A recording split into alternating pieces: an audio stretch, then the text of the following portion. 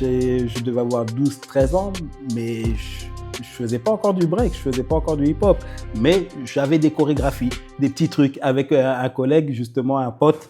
On était les deux seuls Renois de la ville, plus ou moins de notre âge. Et on faisait des petites chorégraphies et on les montrait lors des soirées étudiantes, lors des booms, dès qu'il y avait. Et c'était nos moments, notre moment. Et dès qu'il y avait la session hip-hop, rap qui passait, bah, c'était notre moment, le cercle il se faisait et tout. Jusqu'à un jour où des gars du quartier de la Découverte, c'était un quartier un peu plus populaire et tout ça. Toujours à Saint-Malo. À Saint-Malo. Ils arrivent, ils commencent à faire des six-steps, des coupoles, des trucs, des débuts de freeze et ça tout. Commence. Et ils nous ont volé la vedette. D'habitude, c'était toujours nous. Et j'étais dégoûté, mais en même temps, j'étais admiratif. Je leur ai demandé où vous avez appris ça. Et il s'avérait que la semaine d'après, j'étais à la MJC pour prendre mon premier cours de break parce qu'il y avait deux gars qui venaient donner des cours de break. Jeff et Rudy, dédicace à vous les frérots. Ok.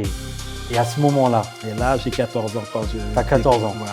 À ce moment-là, est-ce que tu as la vision à savoir c'est ce que tu veux faire dans la vie? La vision du breakdance, que tu veux être danseur ou pas encore? Non, c'est pas encore là. Là, tu fais quelque chose que tu kiffes et tu te sens pousser des ailes. Et voilà, tu fais quelque chose où tout te réussit, on dirait. Il me disait, ouais, les gens, ils mettent des mois, des années à faire la coupole. Je l'avais appris en une semaine, des trucs. J'avais déjà des capacités sur les bras. Donc, parce que tu avais peut-être développé une force. J'avais déjà développé une force. Par rapport à ton handicap. Par rapport à mon donc là, tu es en train de transformer ta weakness, ta faiblesse en force. Exactement. Sans t'en rendre compte. Sans m'en rendre compte, oui et non, parce que ils font des trucs. Ah ouais, vous faites ça, bah regardez, moi je peux faire ça. Vas-y, fais-le. Ah, tu peux pas. Donc c'est vraiment, je me battais avec mes armes et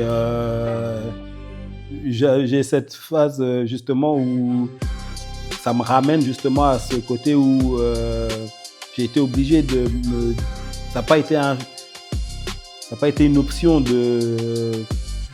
d'aller piocher dans mes différences, tu vois, ça a été une nécessité parce que je me souviens du jour où le médecin il me dit non mais pour la polio pour ta jambe c'est stabilisé. Mais stabilisé ça veut dire quoi? Ça peut pas être pire mais ça peut plus s'améliorer non plus. Donc tu dois faire avec ce que tu as et ce que tu n'as pas. Et donc je faisais avec ce que j'avais pas aussi.